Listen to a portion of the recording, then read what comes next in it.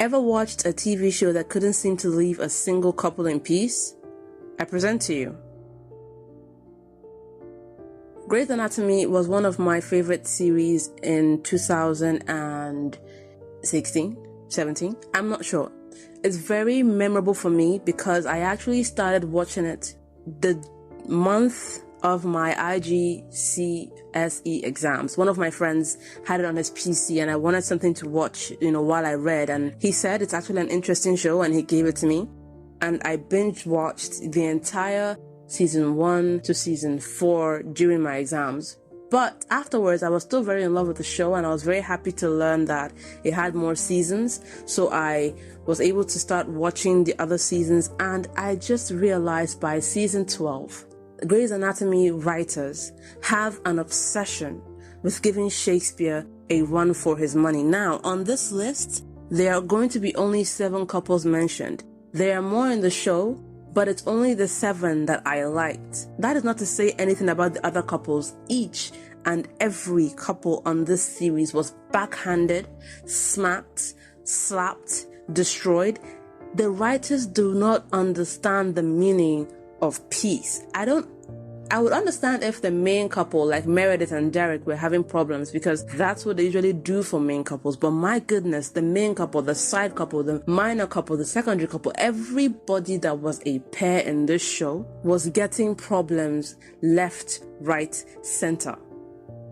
So this list is going to be in order of preference, starting from number 1, my favorite, and ending at number 7, also my favorite, but obviously low on the list. We're going to start with Mark and Lexie. Can any couple say unfair like these two? My goodness, Mark and Lexie apparently met in season 4. I don't remember it. I only saw a clip of it on YouTube. I don't remember it because season 4 was the season after Burke left, and I couldn't watch that season. I'm not joking. I actually skipped most of season 4, like watching episode then skipping a few, watching episode and skipping a few. I didn't watch the entire thing. So the first interaction between Mark and Lexie went over my head. For me, their first interaction was in season 5, episode 1 or 2, I think. I'm not very sure. Where they were talking about him trying to be better and kinder to George, and he started teasing her about wanting George to be her boyfriend. Now, I have this thing. Whenever I see couples interact, I can immediately tell or assume that they're going to be together. Example, and this is my favorite example because I was even shocked. In Avengers Age of Ultron, there was a scene where Vision goes to save Wanda. At that point, I'd already started writing my books and whatnot. So when I saw him save her, I took a screenshot of that moment and said, this is going to be a great short story for me to write, because I can see a potential relationship there. And lo and behold, in Infinity War, guess who was together? Wanda and Vision. So that's what I mean by I can immediately try to tell if they will be together. It doesn't always happen, but I'm always happy when it does. With Mark and Lexie, even with all their interactions, it kind of made me feel like it wasn't going there. The reason is, I was like, maybe it's too easy. Maybe they want us to think that this is going to happen because they're getting along so well. So I was just taking them as they're going to be good friends. He's going to be like a mentor or whatnot. And then Meredith said it. She said the words that started everything in motion. I need you to tell Mark to keep his little Sloane out of Little Gray. Because of what she asked Derek to do, which Derek does do. Keep little Sloane out of Little Gray is my point. Mark starts to grow feelings for Lexie, and then Lexie's friend also does the same thing, saying something about their relationship that makes Lexie also want a relationship, and then they start dating. And these two stole, if not healed, my Grey's Anatomy hearts. The why I say healed is because the biggest reason I was watching Grey's Anatomy was Christina and Burke. I'm going to mention them later. Forgive me for adding them so early. But when they broke up, I was kind of dry on the series. That's why I didn't watch season 4 fully, because I was missing Burke, I was missing their relationship. When they gave me Mark and Lexie, it didn't just hit the mark that Burke and Christina set for me with the romance. It went over it. I don't know if anyone else feels like Mark and Lexie just dominated the couples group. That is how good they were. Their dynamic was beautiful. And even when they were being a secret and she was trying to get him to tell Derek about their relationship, which he finally does, which leads into a fight, they were still just giving me pure joy and pleasure episode after episode. Season 6 came, the beginning of the end. Season 6 came, they were still happy, they were still together until Mark's daughter shows up. And this is where the writers just decided that Mark and Lexie are not going to be happy forever. So Mark and Lexie break up because of his daughter, one way or the other. She doesn't feel like she's ready, but she still loves him. And then they go on this spree of you cheated, I cheated, you cheated, and it just went on and on. Then she started dating Alex, and unfortunately the whole shooting thing happened, where you could just see Mark doing everything he can to save her life. He was pushing her to the ground, finding elevators, and since she wouldn't leave without Alex, he helped Alex as well, tried to save him. You can still see the love. Oh, and that scene. Mark, I have a boyfriend. Listen, you can have a husband.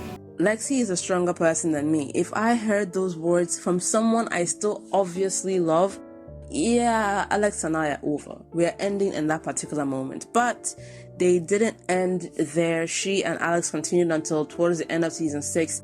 And at the beginning of season 7, she was single again. Now you could still see Mark trying to help her out. Mark never thought you were a psycho. He loves you. She was trying to push him away until episode 10, where Mark was finally like, yeah, I'm done with this. I want you. And I'm pretty sure you want me. Thanks to the advice from a patient, he kisses her and she tells Jackson to fly off. You deal with it, please. Which he does, even with regret. I didn't care. They were back together. But like I said, season 6 was the beginning of the end, because even them being back together, season 7 didn't last more than 3 episodes, because as soon as they got back together, he had to tell her that he had gotten his best friend pregnant. And we all know, and if you haven't watched it, I'm sorry for the spoiler, we all know that didn't go well. She broke up with him again, and this is where Jackson became my most hated character in the series, season 7 and 8. She begins to wonder if she was acting irrationally, because she was doing the same thing she did before, breaking up with him because of something he couldn't control. And she begins to talk to Jackson.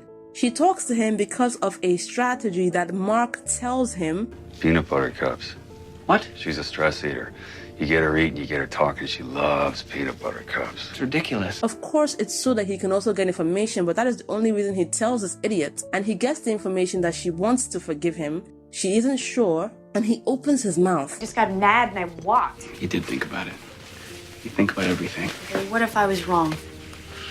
You really want to be dating a guy, 2 women and a baby? And the reason I hate him for this is because I can't be convinced he did it out of her well-being. I can't be convinced he cared about her maybe selling herself short or whatever nonsense he said. He just didn't want her to get back together with Mark. That is the only reason that boy opened his mouth to say Jack.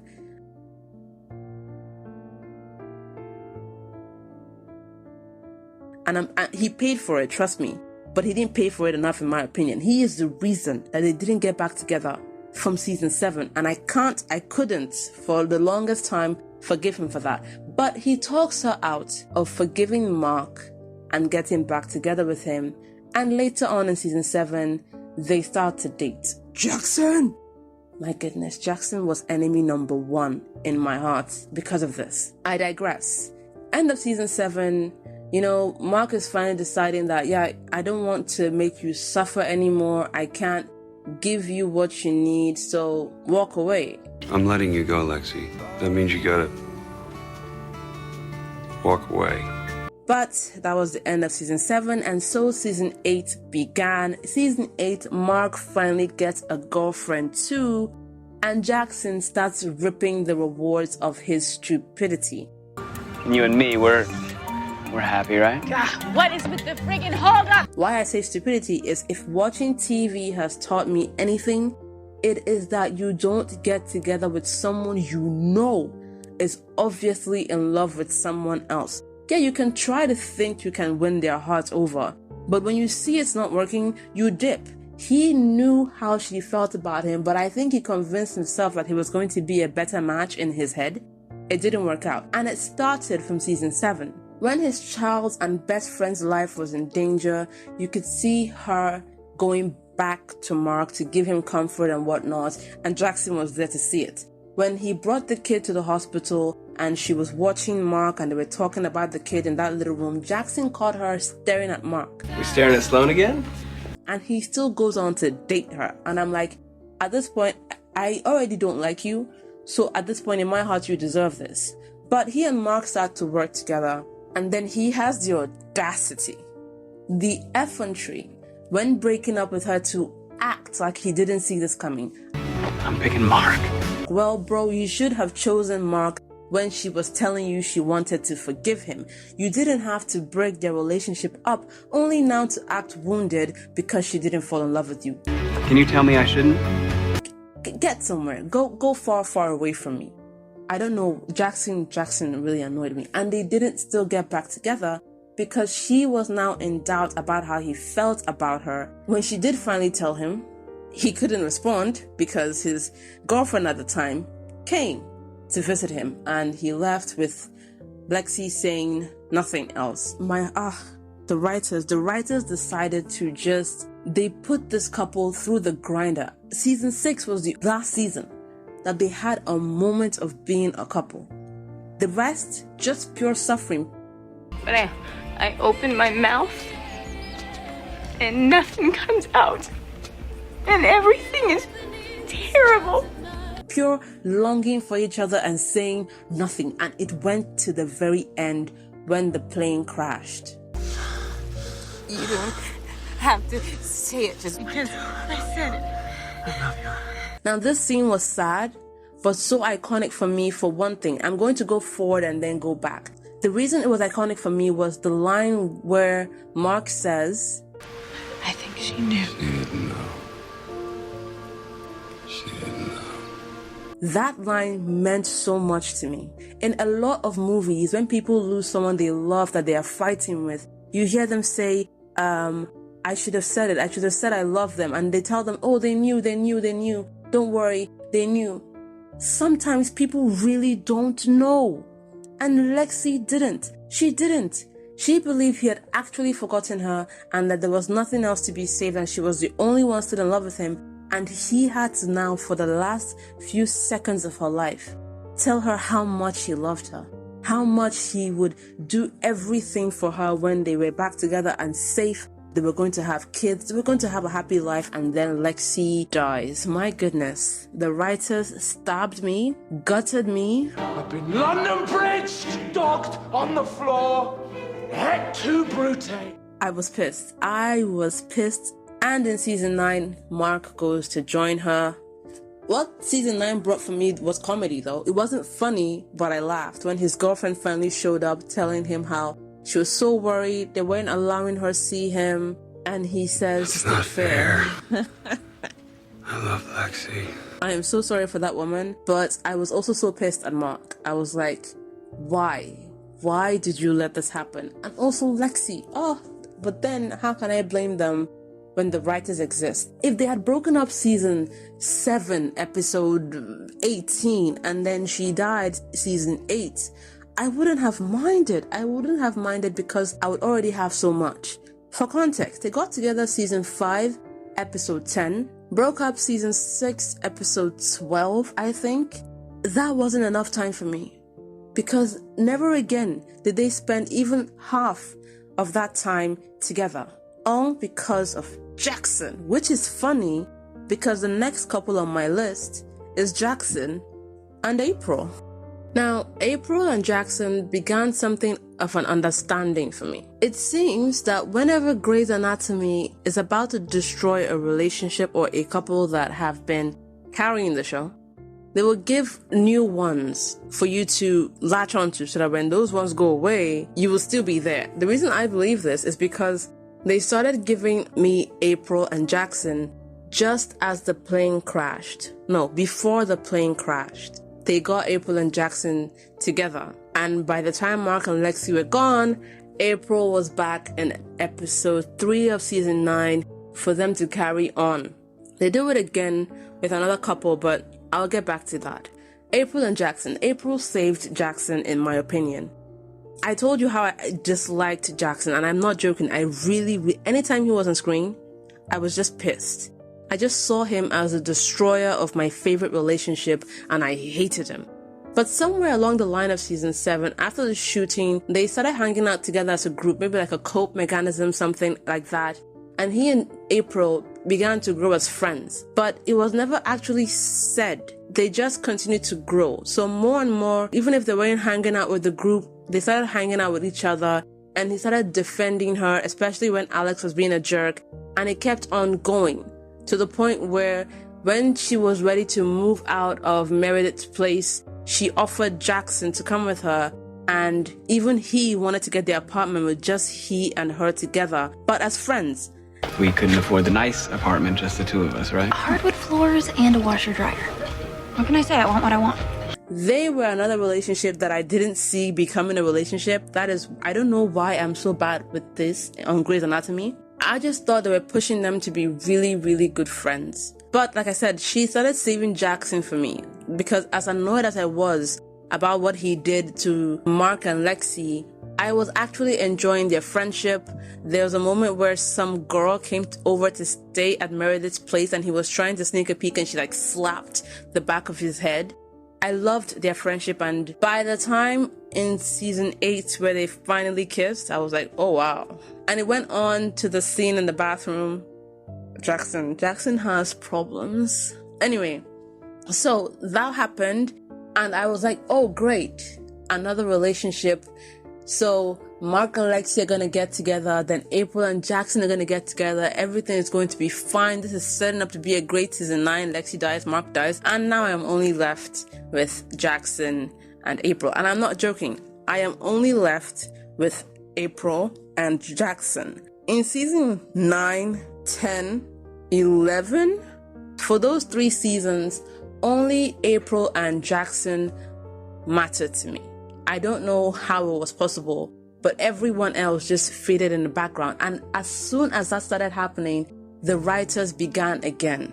The writers just have a problem with peace in a relationship. Season 9, they started dating after she came back from her being fired, and they had this whole role between them that leads Meredith to find out what happened between them in season 8. Then she confesses to Jackson that she does still remember, she does still miss him, and they get back to dating and sleeping together, all those things. But then she has her child scare. Condoms break. They don't break. What? Sometimes they break. And even though Jackson proves how much he loves and cares for her by saying that he doesn't care, they will do everything for the child and they're happy. When she finds out the child doesn't exist, she says something that finally just makes Jackson say, enough, nope, not anymore. They break up. Grey's Anatomy writers, my goodness, if I ever catch a single one of them, I will sit and ask them, did you find joy in destroying things? Because this is not the first time they do this to this couple. It is not the second. It will not be the third, fourth, or fifth. We continue. You could still see specks of them caring and loving each other, right? Then she finds out he's moving on with Stephanie. And Jackson, because they were best friends before, Jackson still wants that relationship with her. But he's not deceiving me. It's not true. He still loves her, but he also doesn't want to lose her completely. So even if they can't be together, he wants them to still be friends. To which April replies, Standing here looking at you, and all I want to do is kiss you. it was Mark and Lexie all over again. And the reason it pained me even more is because before Mark died, he left Jackson with one piece of wisdom, one that he has learned from what happened to him and Lexie. If you love someone, you tell them. It seemed that Jackson just kept forgetting.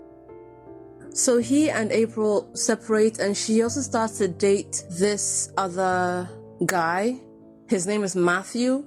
And when you see her with Matthew and you see Jackson's reaction, you could just tell this idiot is ignoring Mark's advice. He is just being a fool, and he was, and so was April. But the reason I don't blame April too much is because she didn't get Mark's advice.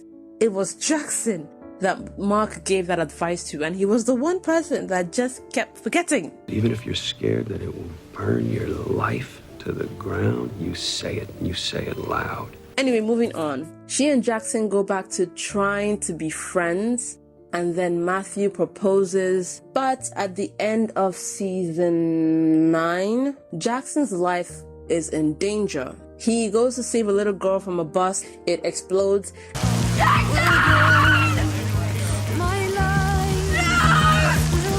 Imagine being Matthew at that point in time. And I just keep wondering, why are you trying to date other people again? At least heal first or get back together. It's either the two. TV shows and drama drive me crazy when they do this. You are obviously still into each other. Just save the other two people the misery of finding out later on. No, I've always been on the fence about Captain America, but now I'm not just a friend. I'm a fan. And I loved the episode that followed where everyone was wondering what happened after they ran away together, what they did, and it was revealed at the end that they got married. I was so happy, and the writers could smell it. The writers could smell my joy, and they don't like that. So they decided they will consecutively give them problems one by one. I don't mind the fights in and out. Not everyone that marries someone that have their personalities clashing are going to have it easy. But after they had the kid, they had to suffer through losing it. I didn't even mind that either. You know, you go through things and then it breaks them and then breaks the marriage. Still didn't mind. The writers just like to make us suffer. I know this, but I still didn't mind. I was still enjoying it because they would still get back together. They would talk it out, husband and wife.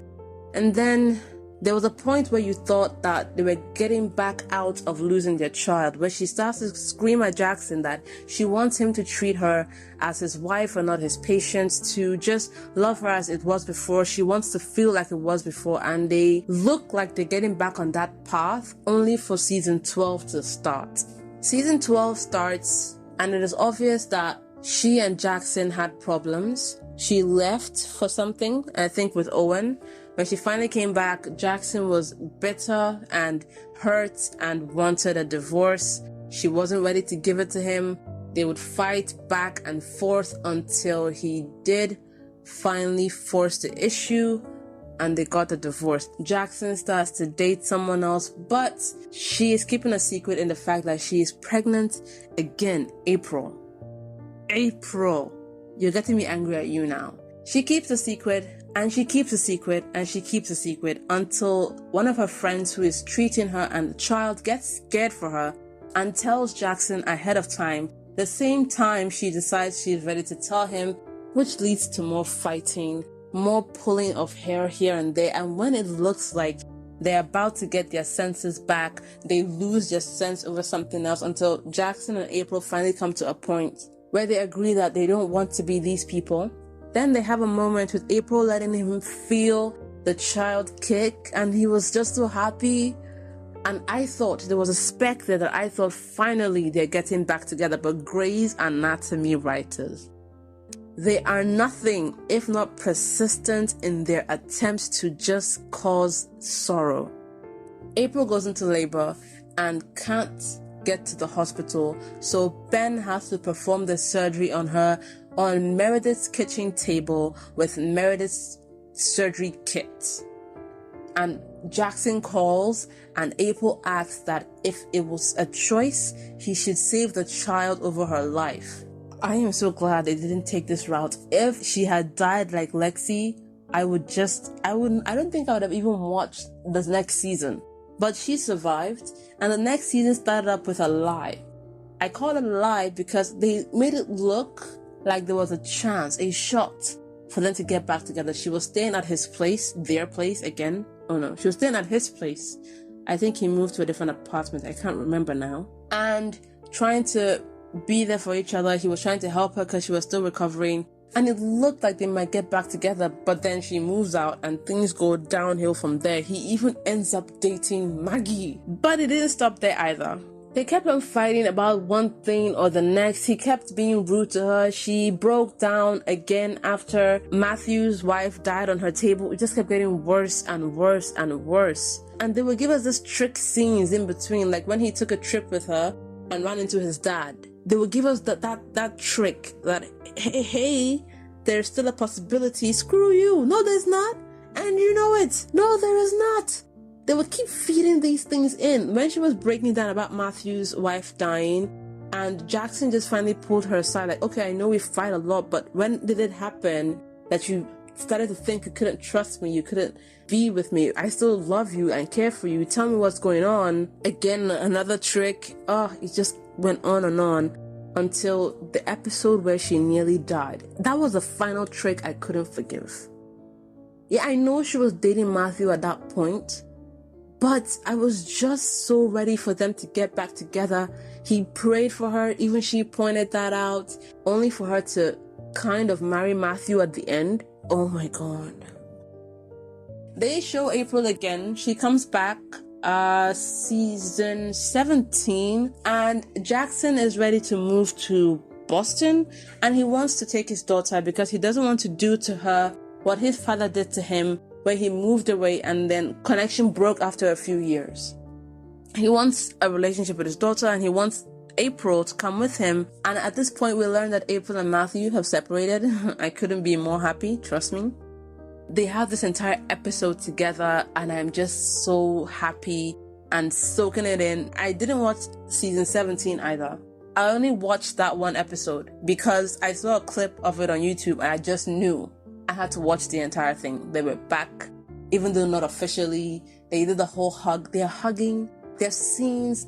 Whenever I watch people like Jackson, April, Mark, and Lexie, I feel like I would be a horrible casting director, or whoever does cast in movies and TV shows. That would be the worst job for me, because there is no way I will see this dynamic, see this emotion, see this connection. And any script I see in the future, there is no way I wouldn't say, maybe we should cast these two.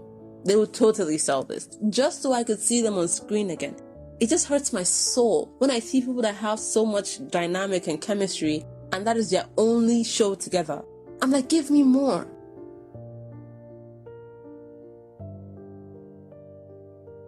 Give me a different situation. Let me see it work out somewhere else. They look so good.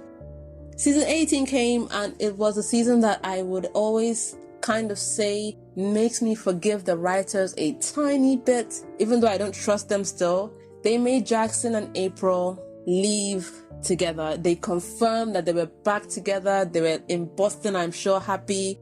A breath of fresh air, a justice that I deserved from the torment that was Mark and Lexie. Jackson redeemed himself by giving me one of my greatest second romances of this entire series.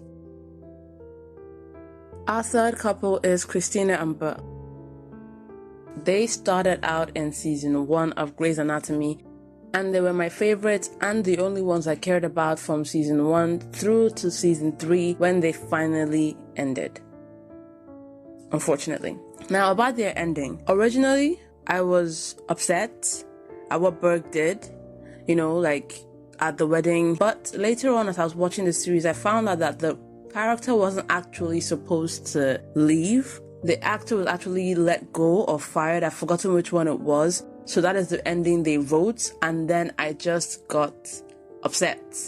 I got upset because I found this out at the point where Christina was dating Owen, and I didn't like their relationship at all. When I say I loved Burke for Christina, I meant it so much so that he destroyed any possibility of me liking her with anyone else. I don't know how it happened. I don't know why, but it did. So when she was dating Owen, I just couldn't get behind their relationship. And then I found out that the actor was fired, and that's why Burke was written to have left. And I just thought, why do they always do that?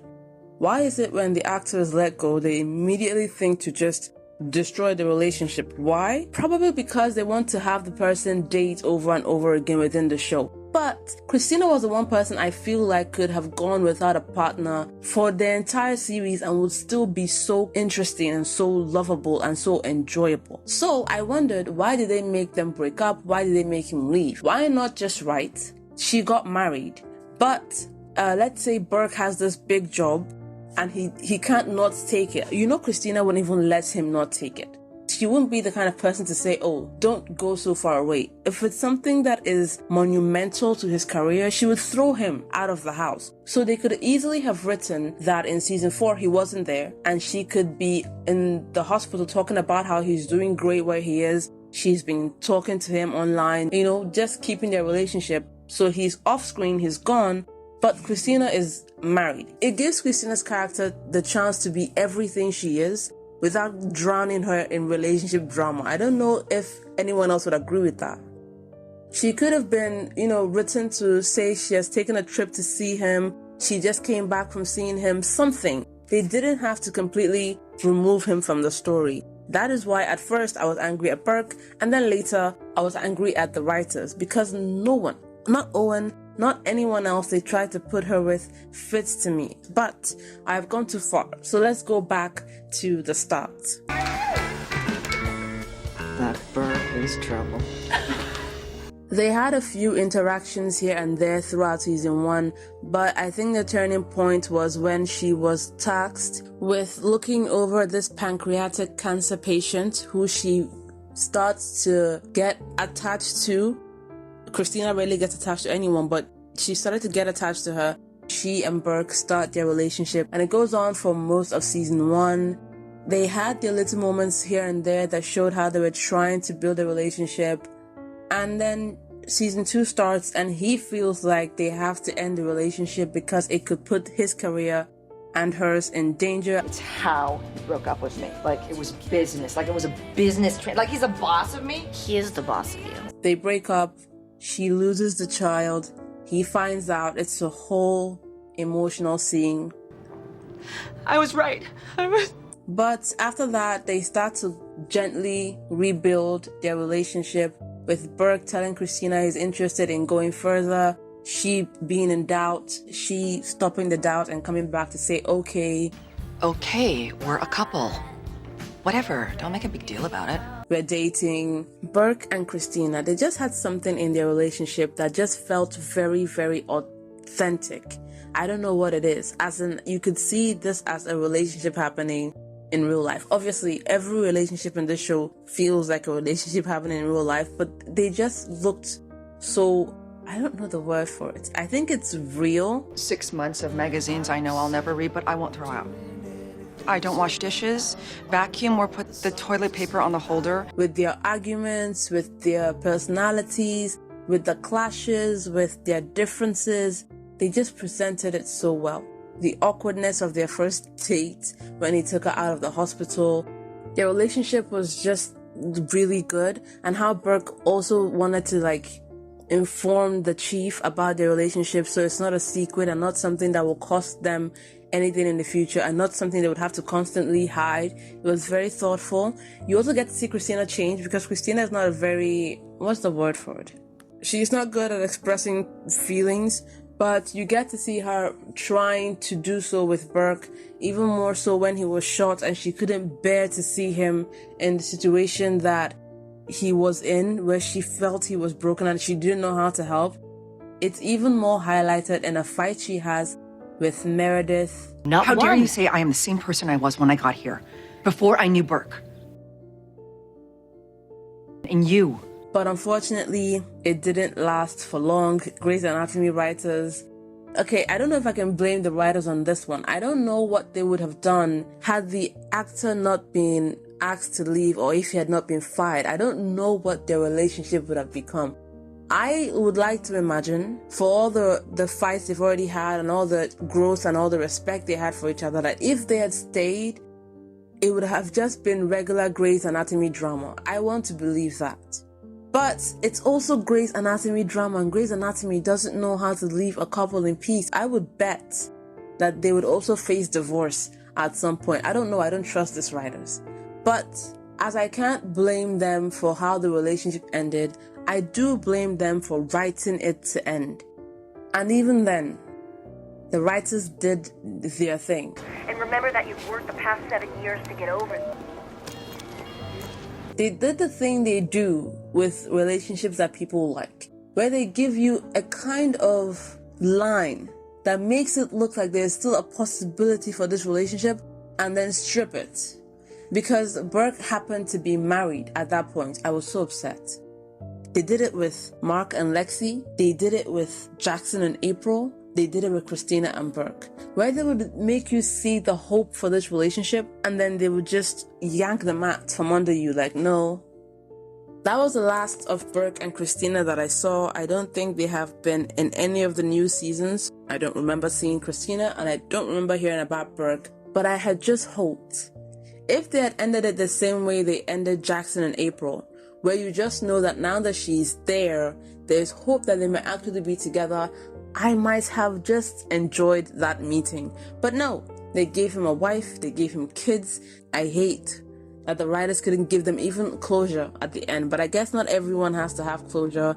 Mark and Lexie got closure, Jackson and April, and that was enough for the writers. Enough closure, because all they like is disaster. And that is proven with our fourth couple, Teddy and Henry. Teddy and Henry, did he need to die? If yes, why?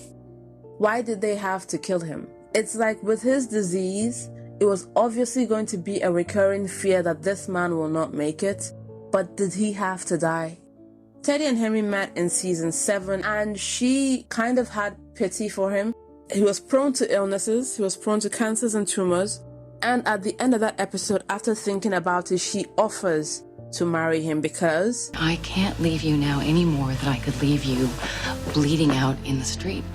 And he thinks it's ridiculous, but she wants to help him. And marriage is the only way she can. At first, it was off to a rocky start because Teddy just wanted to give him the insurance and she didn't want to be in charge of decisions concerning his life. But they had this very sweet conversation where he understands her position and the position he has put her in. But he kind of grew this immediate trust for her because of her kindness and her empathy. And he shares with her that a lot of people have abandoned him to this because of his disease.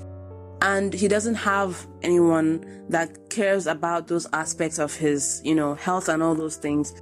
And she begins to change in that regard, where she would stop by if he felt bad and check him out if he needed something, if his blood pressure was off, if he was not feeling well, she would talk to him. And they kind of grew into this friendship.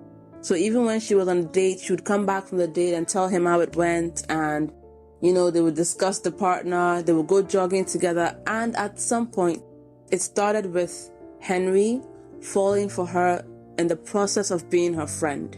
And tells her that he doesn't want to be close to her and not have a relationship.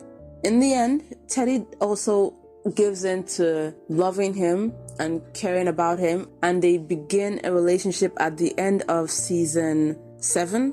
I didn't mind being sucked in. I loved the character of Henry. Even though he was someone whose life was obviously on a timer, he tried to live it to the fullest. He had a good sense of humor, and I'm pretty sure that's what drew Teddy in. Give me the ball. I can feel my device failing. I hate you so much. I know. But season 8 began, and Grey's Anatomy writers decided once again that I can't have nice things. I don't know why they had to kill him. I don't know what storyline they wanted to give. I don't know if the actor wanted to leave. I haven't checked on that. I don't know if the actress was going to leave, because at the end of season 8 she did leave. But I don't know if that was the plan. Why did he have to die? He was already a side character. It's not like him living would have made the show change monumentally. And he had to die in the roughest way possible, at the hands of Christina, while Teddy, was in surgery. It was just a stressful episode for me. It began very sweet, season 8, where you see Teddy is very happy with her marriage, and it's making her lighter, and everyone is noticing it. Anytime Henry was on screen, he was just life-giving. And Teddy, for the most of it, was enjoying the marriage. No, not for the most of it, for all of it. For something she didn't want to be so invested in at the beginning, she was hook, line, and sinker in season 8. They had their fights here and there, but they made up. They had a fight, I think, after that baseball episode. And she comes back to apologize, comes back to tell him that he can do whatever he wants, only to find Henry coughing up buckets of blood. The character of Henry dies It was heartbreaking, even more so when she had to go through this entire speech of, I am a widow. I am a widow. I don't honestly know why I kept watching Grey's Anatomy. It was like I became a masochist, watching and letting them torture me and get away with it. And it even got worse. Me too. That is how I feel. I screw everything up. All the time. Oh well. Let's screw some things up. These writers just don't know what peace means in a relationship. And I'm not saying that it should be all happy all the time. I don't mind the fights. I don't mind the struggle. It's just as if the couples can't stay together.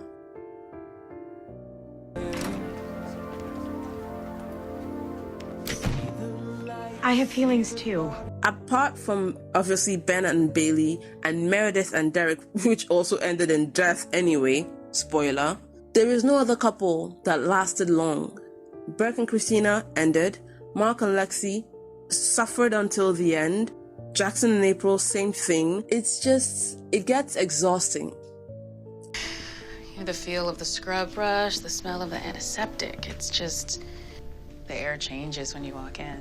That is the end of this video. Mention your favorite couple and what was the most ridiculous reason you thought they ended. And I will see you on the next one.